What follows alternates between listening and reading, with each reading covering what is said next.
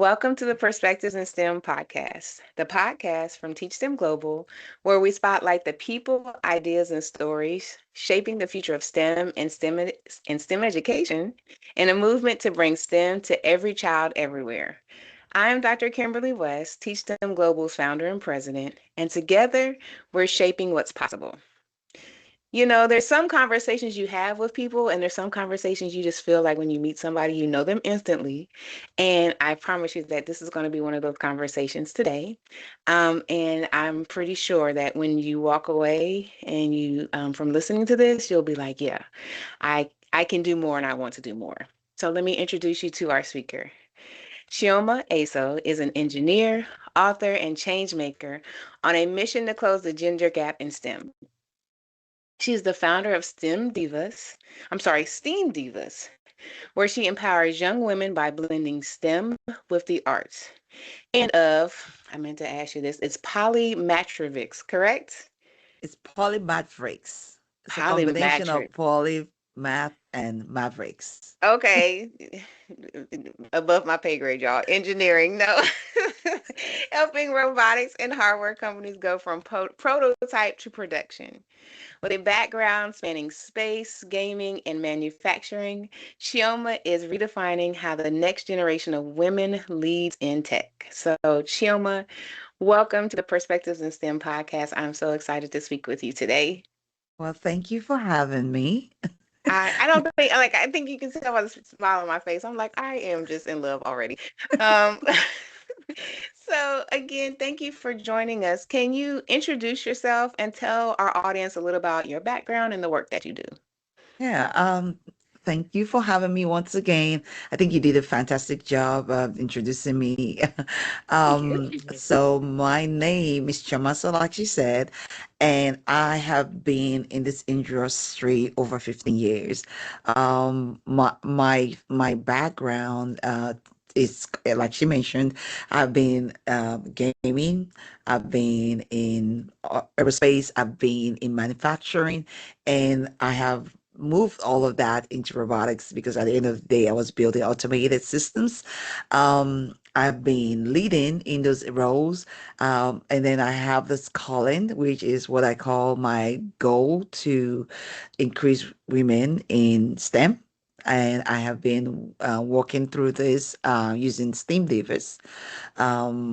And the one thing I would say about me is that I'm strongly open to changes, and I'm strongly leaning in combining two things that people think don't work well. So also in my company where we help companies to scale from prototype to production without a structural collapse, we're combining the rigors of aerospace with the flexibility and the speed of software iteration, which is a combination of all of my skills coming together to build that.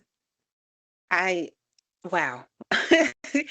And so thinking about all of that, what you just said, and that inspiration had to come from somewhere, right? Or some experiences that you have. Who were some of the people or experiences that influenced your journey? I have been influenced by a lot of people, but I think one of the key people I would say is my mom.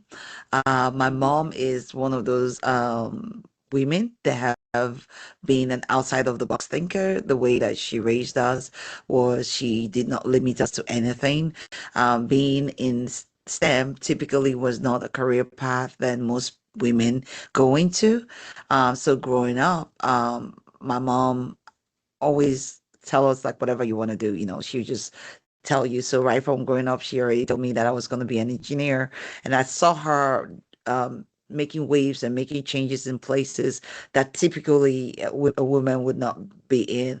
And so she was one person that has inspired me with doing the impossible in things that typically people expect me not to do the impossible in. But then again, when it comes to bringing more women into STEM, I think I was inspired by, working in industries where it was just mostly male dominated. And then I found out that, I thought that if I have more women within the spaces, that I would have more fun doing this. And then there were some skills that with the women that I've met throughout my journey that are also in STEM that I felt were missing whenever we in this environment where it was female dominated. And so I thought I'll fix this problem. And and that's where I love that's it. how Steve Divas started. I love it. First of all, shout out to your mother, just like I'm going to shout out my own mom because she's going to listen to this.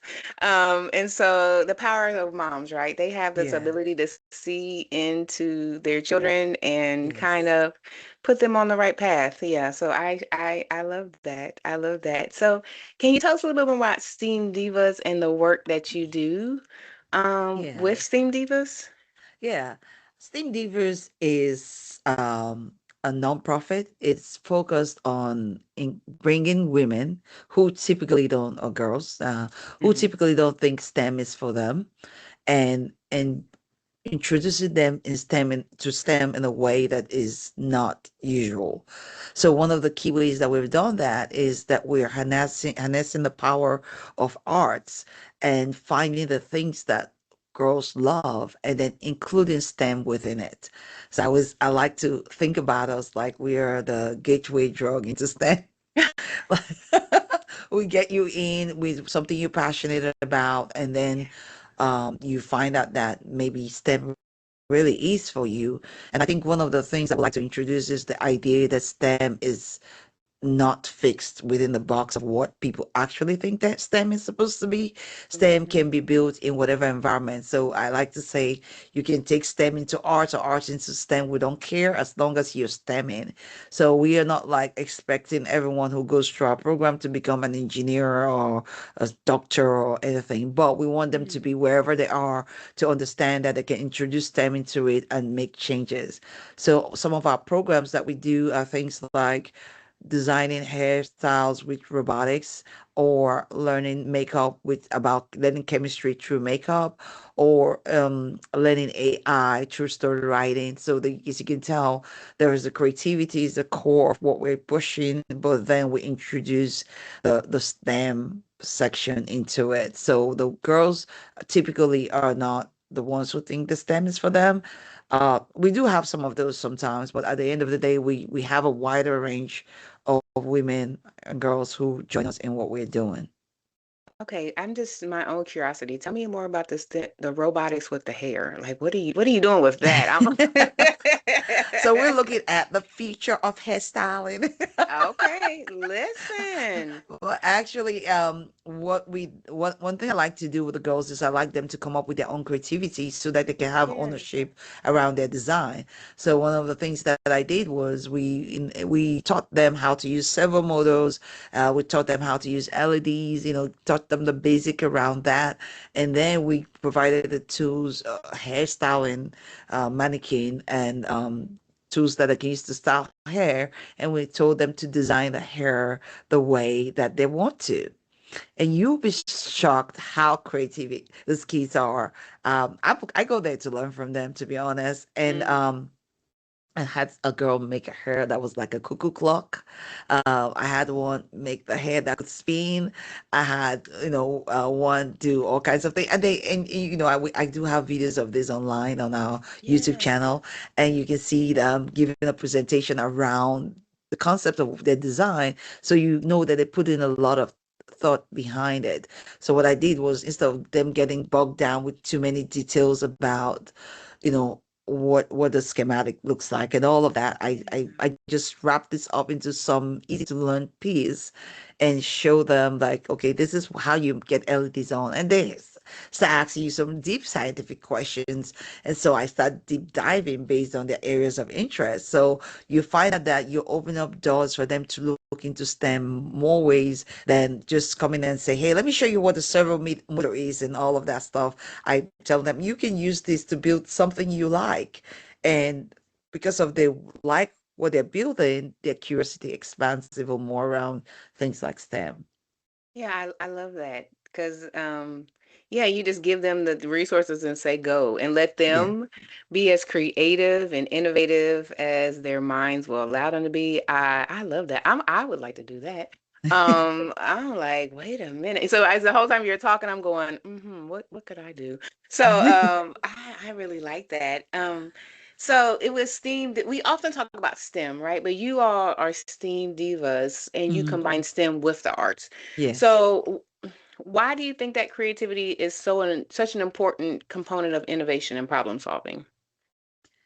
I think that engineers, any kind of engineering, anything you're doing, I'm an engineer actually, is creative work. If you're trying to be innovative, you have to build something that doesn't exist, using Yeah. something that does exist, putting it together. And so the idea that, I personally, I'm very anti-STEM and anti-arts. I just don't like the idea that those things are split apart. I think Yeah.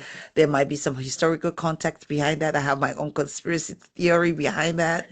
But I do think that those two things actually go together. I can't even imagine us just using one half of our brain, like I'm just going to be on just arts. I mean, every single thing you do has STEM in it and has arts in it. So I feel like by combining both, I'm getting people to be well-rounded because you cannot innovate nothing if you're not Yep. creative. Yeah. And then outside of innovation, problem solving, which is the core of all STEM, requires Hmm. somebody to be creative to be able to solve that. So we're looking at telling people to just walk without having legs or by telling them to pick one or the other. So that's why it's very important for me that I allow people to be creative because STEM is an innovative space. I liked what you said, anti-STEM, anti-arts. I like that. And and I think about that as a science educator. I think about how in education we put content material in these silos, right? This is Hmm. math, this is science, this is arts, whatever. And but you're right, it all works together. And so we Yeah. have to find a way, even in the classroom, if we want to, further encourage our students to explore Hmm. and engage in STEM, to put those all that stuff together. That right, you don't go walk outside and say today is Monday, it's a math day. Everything Hmm. all works together. And so I Yeah. need to start modeling that for them in the Hmm. classroom. I love that. What are thinking about young girls, and I know you said there's some young ladies who maybe think that STEM isn't for them. What barriers do you think are continuing to prevent young ladies from and women from entering STEM and STEM fields? And then what can we do to remove those barriers? Yeah, that's a really good question. I think that one of the things that I've found out is there is a there is a culture behind what STEM is supposed to be. Um, I'm kind of flamboyant, and I'm Nigerian. Our colors are loud, and things like that. And I know sometimes within STEM spaces, I stand out in the sense that I don't belong there. Mm, And so imagine where we're going into areas and they're telling us we need to be a look like that, right? And when young girls get to a certain age, the people that they see that represents them are not the people that they want to emulate. Let's be frank, young kids yeah. have their thing that when you're older, you just realize they're silly, right? But when Hmm. they're young, they want to look a certain way, they want to be a certain way. And culturally, if the proponents of what they're showing you, like these are the forefathers of or foremothers of what's leading this part, is not something that you find interesting or that they don't look like how you want them to look, you start finding that that also can create some form of barriers. Then there's the subliminal messages like, oh, I don't do math because that makes you Yeah. cool, Yeah. stuff like that. You don't, the that this is how you're supposed to look when you're a nerd. So I don't want to be called a nerd. And so you start seeing a lot of young girls try to hide, being smart, being exposed to things that are too technical.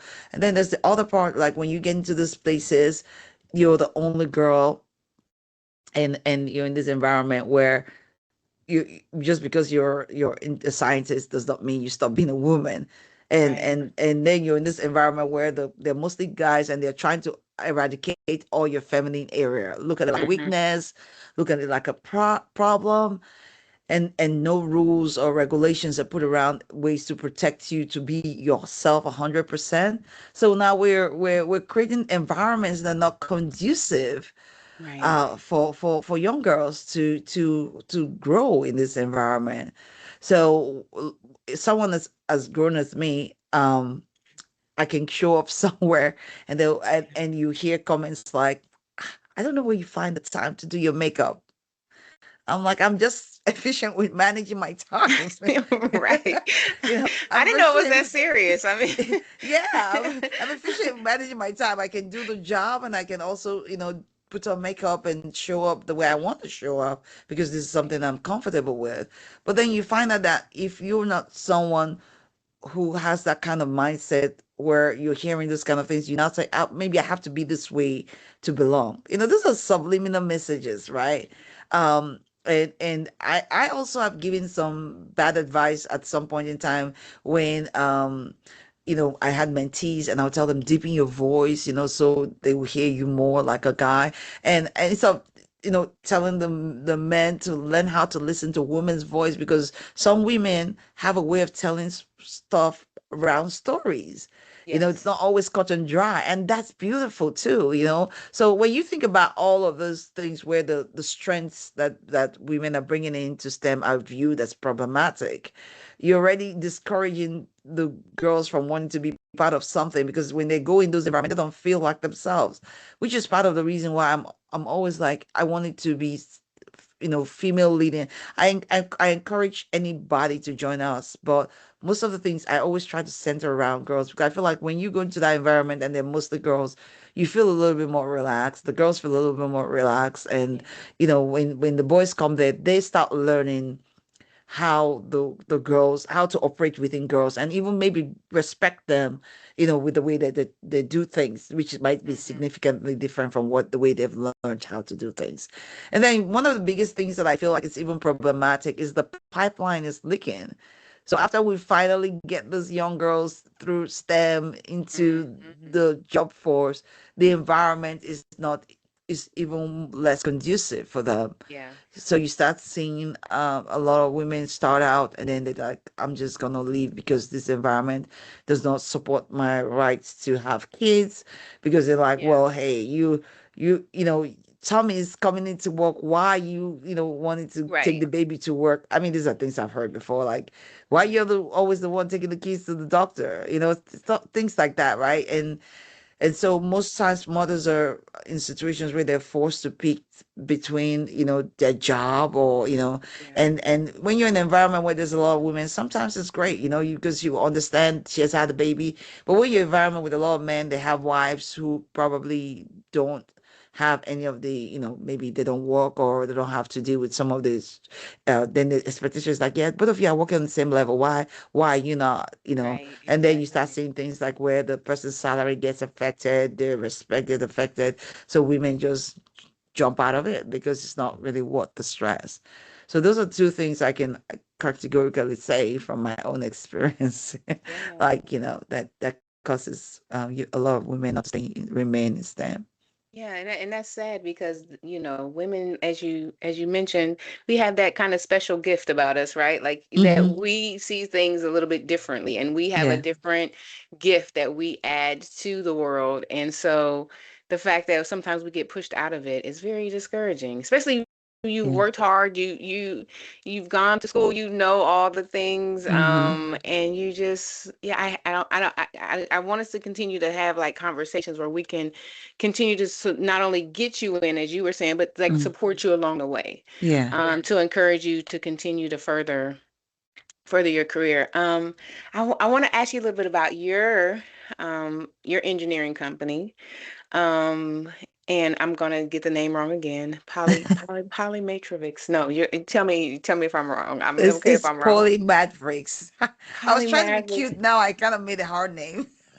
No, it's just hard for me. I couldn't It's get my like mouth to work polymath and today. mavericks. So you just say like polymavericks. Like it's like thinking about like Polymatrix. polymavericks. Yeah, Yeah, exactly. yeah. So I think it's just me. I think it's just me. I'm just, but you have started your own engineering company. Mhm. What motivated you to start that? Because I love that. You saw something out there and said, I need to do something about that. Yeah. Polymavericks is what we do is a combination of all of my skill sets. I have my skill sets are very unique, and the reason why is because I'm one of those kind of people that do not mind spreading myself across different things and learning different things, and then finding a way to combine them. And over time, um, I've gathered this set of skill sets that's pretty unique, and now we are building robotics or building new products. I started noticing that, there's some product that come out or some robots come out. You're really excited about the prototype, and you can't wait for it to get to market so you can buy one. Something you need. It's Mm-hmm. it's Hmm. fulfilling the need. And I started noticing that majority of the times those products do not actually get to production. I never get Mm. around. Yeah, I don't. If you think about it, you've probably seen a product, maybe like a demo somewhere, and it looks Yeah. really great, and you're like, yeah, I can't wait for this to come on. And sometimes you hear people say, oh, in the future the robot will be flying, the robot will be doing all the Mm-hmm. stuff because they saw a demo, but and then when you look back, like, where are we now? It's like, oh, we never made it. That never came out. Mm. Now we thought by now we'll be doing flying cars, but Yeah. now we're not there. It's Exactly. all Yeah. because of the fact that most times those products, there's a layer of them existing, but they never scale into production. So I was walking around like most times when I'm talking with my friends or people, or maybe discussing on forums or in groups, I'll be giving help. I'll be like, why didn't you guys think about this? Or why didn't this happen? Mm. And then I was like, well, I can actually do this, and help people scale so that I can see what I like. So there's a bit of selfish side to Yes. it. It's And the okay. reason why I'm able to do such a good job with scaling is because I've worked years in manufacturing, and I've worked in aerospace, which is like a robot and electronics area, and I've worked in gaming where I'm able to like be in high gaming engine, high software iteration area. So I've learned how to combine all of those. So Yeah. in my thinking, I was like, well, let me figure out what it takes, for I built so many products. I worked in contract Yeah. manufacturing for a while, I worked in OEM. So let me see what it takes for us to scale. Like, what are the key things?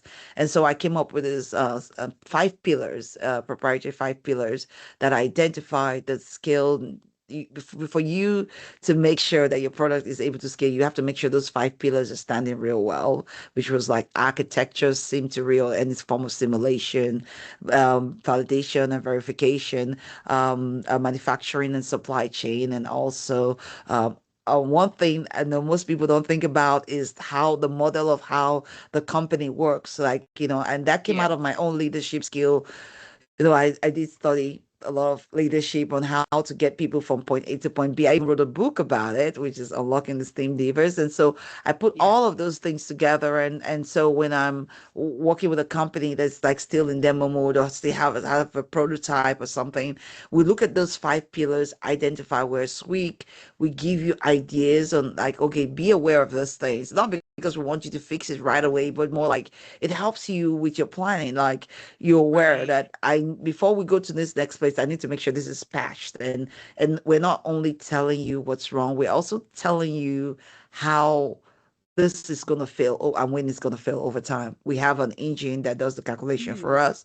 So we basically tell you it's going to cascade this way. Let's say, for example, you miss a measurement, manufacturing is going to miss it, and then it's going to go here, and by the time you get on the field, this way it's going to fail, and when it fails on the field, it's going to cost you more. So make sure by the time you get here, you've covered this Right. part. So we just identify your weak pillars, and we show you how to resolve it using I, your team. sometimes I just think nowadays it seems like there's a whatever your need is, there is a product for it. Like it's Yeah, just yeah. do you come across that a lot where it's just like you have a lot of people who just do you have to hurt feelings sometimes and go, this is a bad idea? Maybe that's what I want to ask because I'd I be like, only you need this. No one else needs this. I personally don't believe there is anything like a bad idea, because sometimes people Right. are like, if I have to innovate something, it has to be unique. No, it doesn't have to be. If you think about it, the Apple and the Microsoft, there were two computers. Like, if Apple had said, well, I mean, Microsoft got this game. We're fine. We probably True. will never have Apple. But I think the key thing is like you find what exactly am I bringing that is unique to this product? And like that's the point where the creativity comes into play, right? Yeah. If Yeah. I am trying to get young girls into STEM, and there's a lot of STEM places, what is the unique thing that STEAM Divas is bringing to this spot that is unique? And that's where our arts combination comes into play. That's why our systems are slightly different. Are we different from other STEM programs? Not so much, but we have a unique group we're trying to reach out to. We have a unique thing that we're bringing to the market. So sometimes that's just like we're all different from our fingerprints, right? So Right. like the way our fingerprints are. So when you think about it, you I might be looking at this stuff and I'll be like, oh, this is yellow, and you'll be like, oh, it's fuchsia. We all have different insights into it. So that Yeah. that uniqueness is our skills. I think that maybe what most people try to do, try to be like someone else rather than who they are. And Mm. because they're like, oh, I think Choma's stuff is booming. I'm gonna try to be like Choma. You're not me, right? So Right. be yourself. I can inspire you. Yeah. I can take something from what you're doing and add it to mine. But need to know who I am so that I can be like, oh, I don't need this. This doesn't work for me.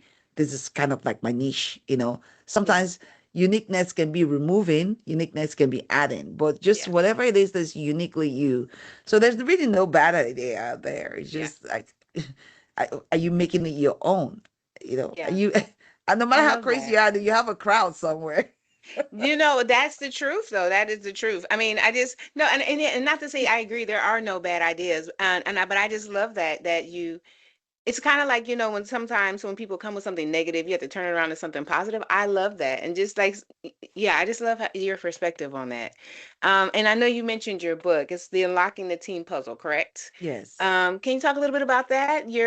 So you are an entrepreneur, you are an author, you are doing the thing. Just tell us a little bit about your book. Yeah, thank you so much. I Hmm. I, I love to experience all parts of me because I am very well aware that I'm not going to be here forever. So if I feel like doing something, I just try it out, right? See how it Yeah. goes. And the book I came out of a fact that um I've been, leadership in various industry, and I've noticed that people burn out differently. Different things Hmm. burn people out, and I've been hearing, like the standard, oh, people need rest, people need whatever, right? And I've Hmm. and I've and I started studying that because I did one of the things when you're a manager, you don't want your team to burn out. That's kind of like always the Right. key thing they always tell you to try to resolve.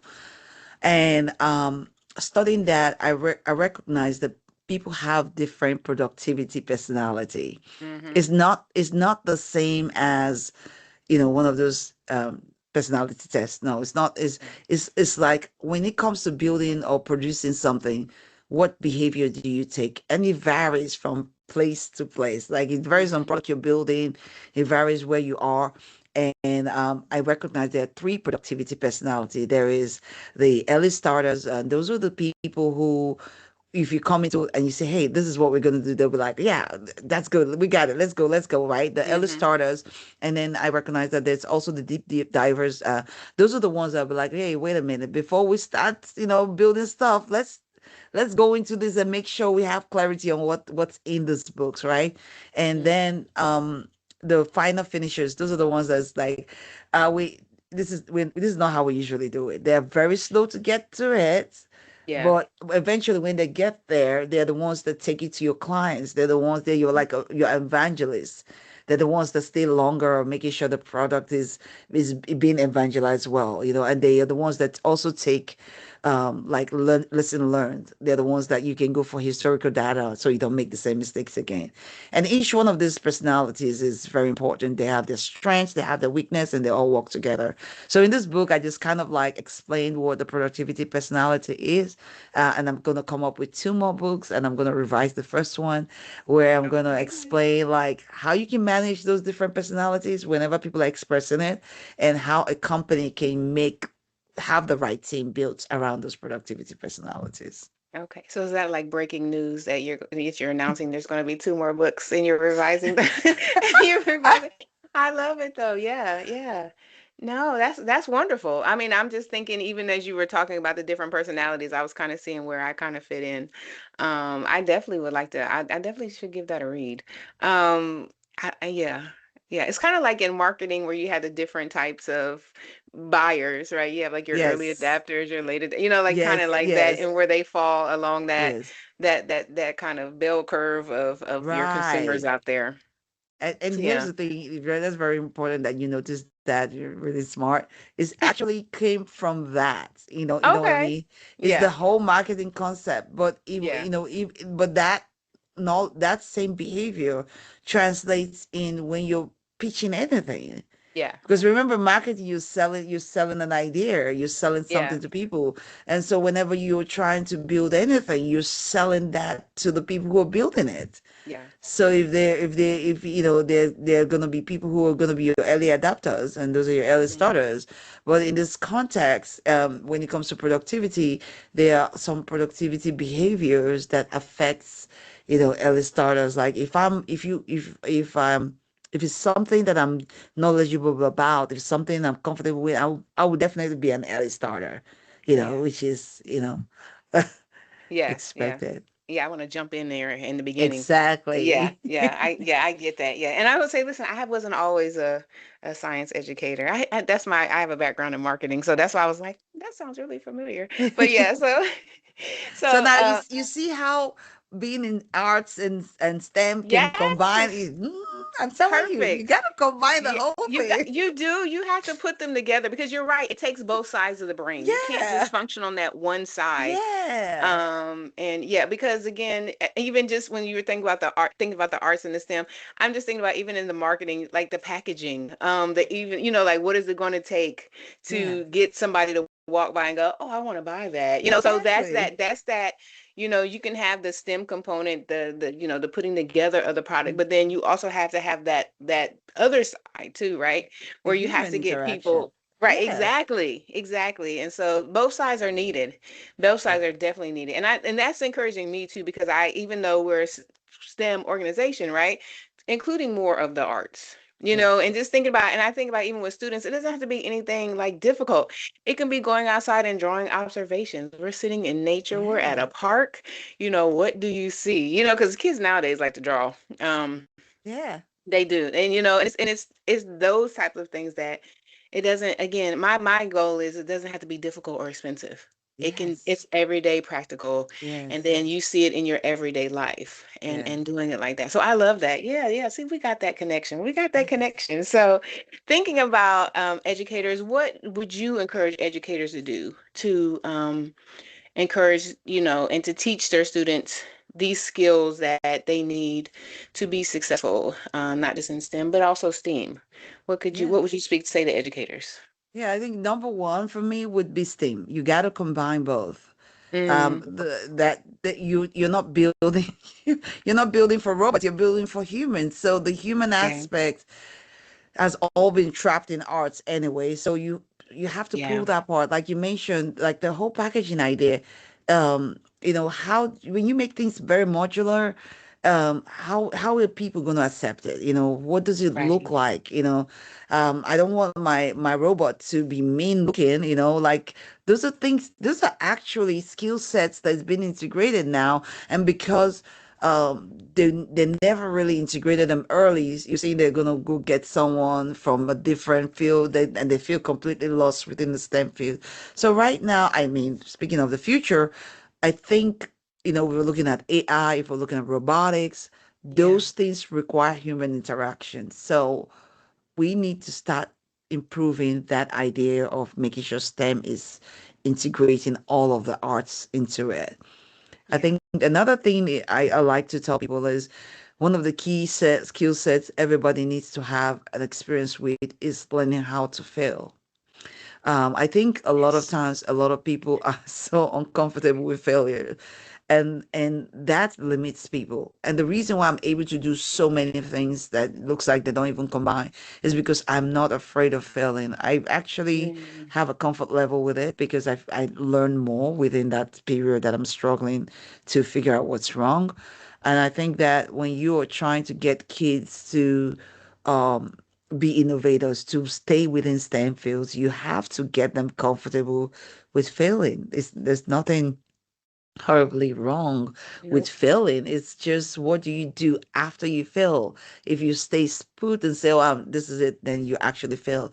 But if you like learning, like, what was the mistake I make? How can I do better next time? Then you get better. Now, that's also something they can use in life because I've Yeah. never seen anybody's life that is 100% awesome. There, Absolutely not. I don't care what social media tells you I and shows you. know, right? Mm-mm.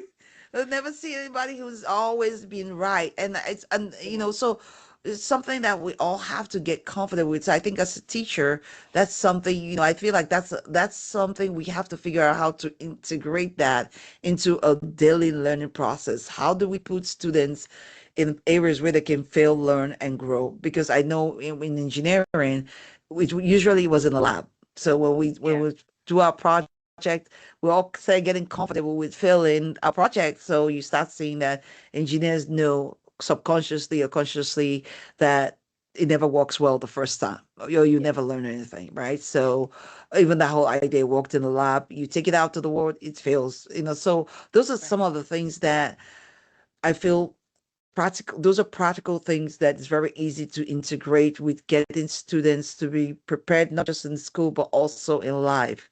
Because once we start getting to the idea where we're integrating arts, our human side into STEM, then STEM becomes like a regular thing. I love the example you mentioned that kids can go outside and look at things, and touch things. Yeah. I I've learned how to cross worlds. That's one thing I like to do. I like to connect worlds that don't connect. So I've learned how to cross world. And when I was learning a bit about spirituality, when people were talking about frequency and energy and things like Yeah. that, and I was like, wait a minute, this is physics. I know this, right? Yeah. Yeah. I Yeah. know the frequency. I know how frequency work. I know how this works. And so, like, like, even like I studied a thing about marketing, and I'm like, how would I integrate this into my work? And I was like, Yeah. well, this is productivity personality. So just learning how to be out, like, just being, even being in nature, just being around things, just Yeah. learn how to make STEM a natural part of your life. I hate when people are like, oh, I don't know math, but that same person, when you tell them, oh, there's going to be a discount, 80% sales at the store. And you're Mm-hmm. like, wait, let me do 80 over 100 multiply. Mm-hmm. They're like, oh, it's $2. Right. And you're like, I thought you said you don't know Yeah. math, right? Yeah. You see what I'm Yeah. saying? Like, You know because about them paycheck and taxes. I That's that's know. that's that's math And, too, and it's like, it's $2. Right. That's not a good sale. And you start realizing that maybe the concept of, like, this is how you learn math, this is how you learn Yeah. something, is probably wrong. Like, I always tell people, I like, math is English written in short form, right? Because if I Right. tell you one person plus one person, come stand here now, how many people are there? You be like, there are two It's people, right. right? But if I say one plus one, you'd be like, wait, let me think. One plus one, you know what I Ooh, mean? yeah, Like, yeah, if you yeah. think about it, it's like math is just English written in short form.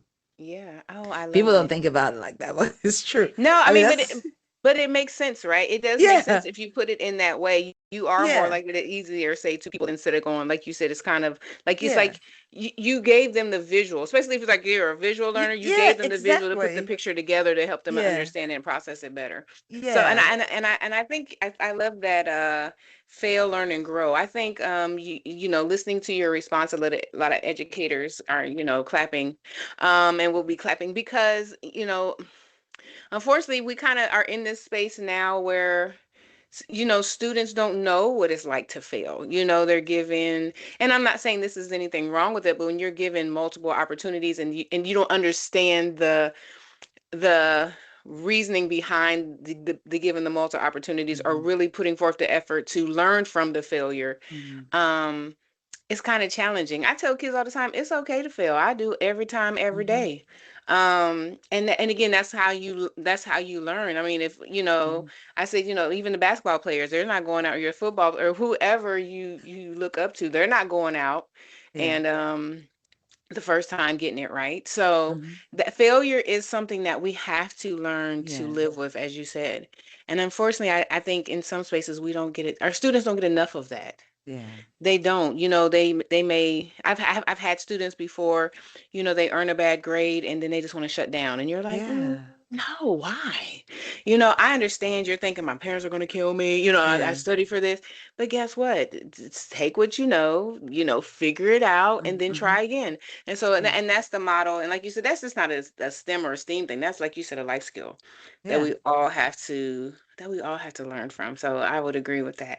So, Thank you. so moving from the teachers to the students, what advice would you give young middle school, high school, even maybe some elementary school, this young girls in general, who are interested in maybe pursuing STEM, but they don't know where to begin? What would you tell them? Wow. I want them to know that they can make STEM their own. STEM does not require you following a particular step. If you're curious, if you're passionate about something, just figure out how to make it work. I created a YouTube channel which is part of Steam Diva. We have Robot Diva, and the idea is to use storytelling to teach about robotics. And there's a Hmm. lot of correlations between what we do in robotics and how it continue connects with the world and Right. things like that. And I think that I we don't we none of us know, and this is like for young students coming up. None of us know what the future is that you guys are gonna live in is gonna be like. And so we're not the standards that you're supposed to emulate in the sense that, oh, Hmm. I'm gonna be an electrical engineer like me. What I would like for you to learn is to figure out how can I connect the worlds? How can I take one knowledge that I learn here and connect it to the world that I meet that I'm in? So if you're a young student and you're passionate about STEM, there are a lot of tools online that you can use to learn STEM. Find somebody that can mentor you.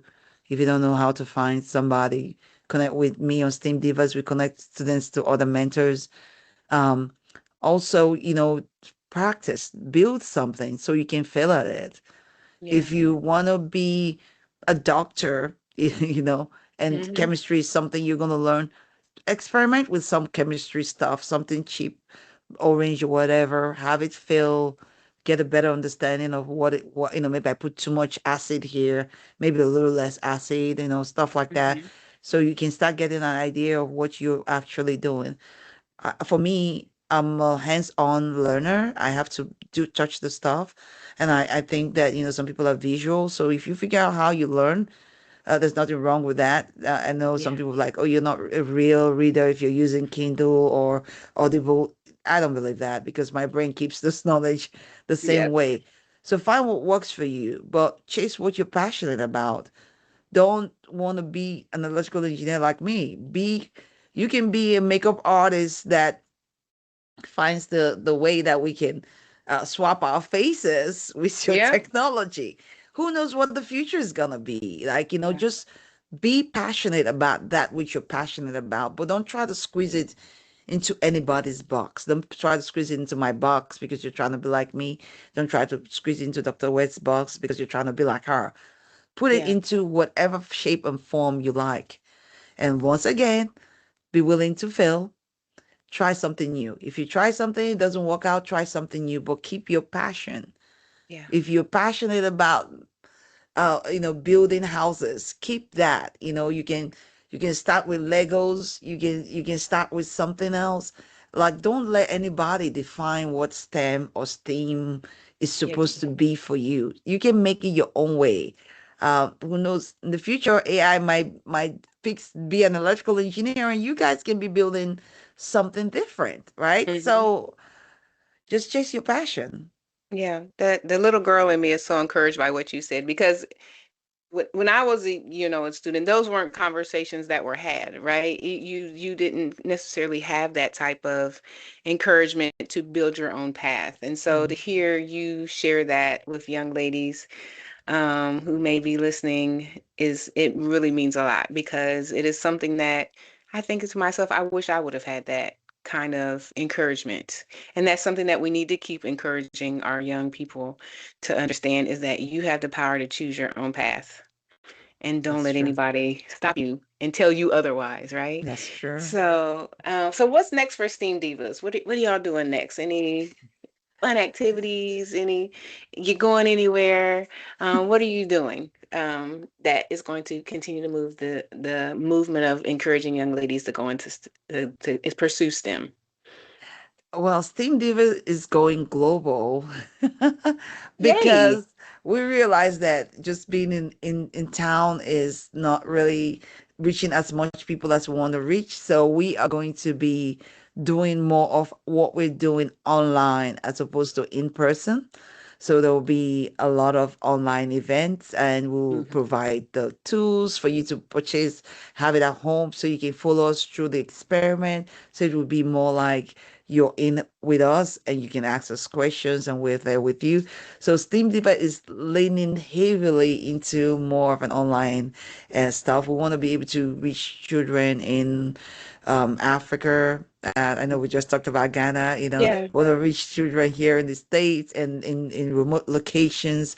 And we're hoping that eventually we'll be able to provide those tools to the students and maybe ship you the tools and you can get what you need. But right now we're starting out small, so we're gonna be doing things with what you have at home, right? All our Yeah. experiments will be what you can easily have access to. All you need is an internet and a computer. And our first one is gonna be happening soon. It's similar to the event that we call Vibecraft that we did in house. Hmm. Basically, is we taught the students how to train AI to have to recognize emotions, Oh, wow. and so they know, and they do this emotion by saying nice words and mean words. And then we took that learning and wrote a story using an LLM interface to Hmm. create a story around mean words and kind words. And so we're gonna have do the same thing in your house. We give you access to all of the software and have you run through the process with us. And we'll be online answering questions, and you can meet other friends that are interested in STEM the way you're Hmm. interested in STEM. And we're Yep. hoping that at the end of this, we'll have more writers out there globally using these AI tools, understanding the power of our words, because that's the key thing Hmm. we're trying to teach, that the words matter, that even AI can know that. What about you? What you tell yourself, Right. what you tell other people, and that's going to be something that's coming up real soon. I'm not sure of the time yet, but it's going to be happening real soon. Listen, no, and we're doing something similar too. So, and that's why I just love this world is big enough and it's space for all of us Yes, to reach as many students as possible, yes. and inspire as many young people as possible. So I love that. Congratulations to you for going Thank global. you. I Thank definitely, you. yeah, maybe we can work together on something in the future soon Yes, too. So that would yes. be, yeah, that would be great because yeah, we're looking to move into that space also because that's the power of technology, right? And it's Yes. right there in your hands. Yes. I like you what you're saying too, things you can use at home. I'm very big on that. I'm Hmm. very big on that's what you got. You got some old toilet paper and paper towel Yeah, rolls, something exactly. like that. We can use that. So, Yes. just one last question for you before, and I don't, I've so enjoyed speaking with you. I'm a talker, so I can go on all day, but I have to stop myself. If you could leave our listeners with one message about the future of STEM, STEM education and innovation, what would it be? Oh, that's a really tough question. Oh, Oh just one no, oh message. no. I, Give I, us, I'll give you, you can do more than one. You can do more than one. I would say that I think is pretty much the key thing that I'm repeating right now. Create your own path. We are in the middle of a new revolution, our industrial revolution. No one knows what's going on. We're not sure how we're going to use AI. We're not sure how AI is going to work. We are not certain about anything, which is great because if you're someone who is open to creating your own part, building something that is uniquely you, then this is a brand new opportunity. No one is going to tell you, hey, this is how we've always done it. You will be right. So Yeah. at this point, that one thing I would say is that even as educators, you want to create your own path. Each one of your students is unique. So you create what you can for each student uniquely. You know, Hmm. if you can figure out how to take what the expectations they have for you and make it unique for the student, please do that.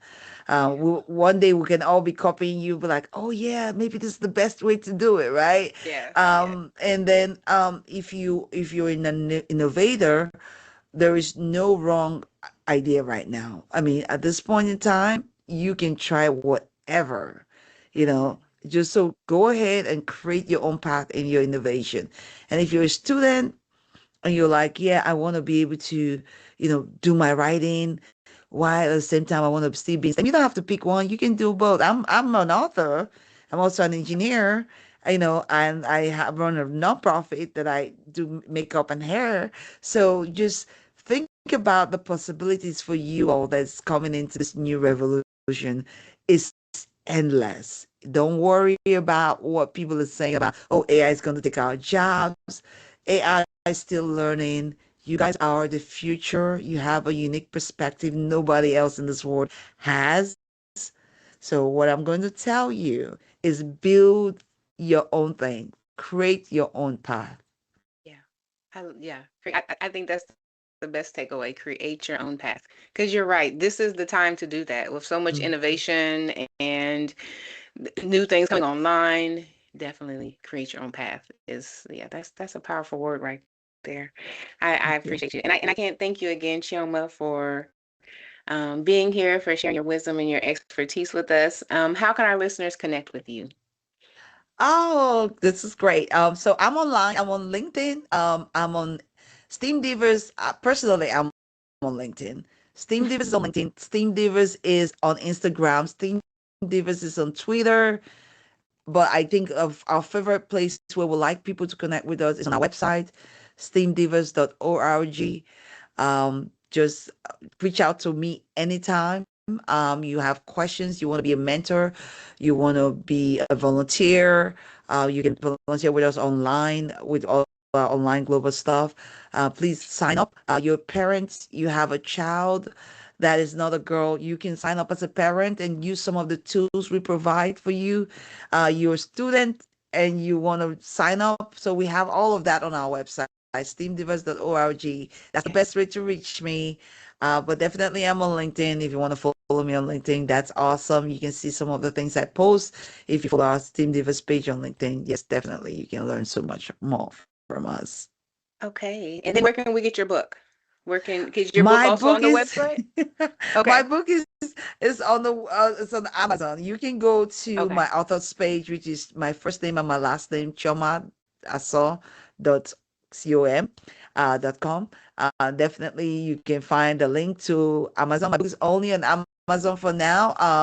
Definitely waiting to release book 2 and 3 and the revised book 1, and then we're gonna put it on different media. Okay, I see. I didn't want to leave out the book. I didn't want, because I think that has some valuable information, especially if you're like you said, working with teams. So, Yes. I don't know about you. I don't want this conversation to end, but this is the end of this episode of the Perspectives in STEM podcast. A huge thank you again, Chioma, for sharing with us Thank you for today. having me.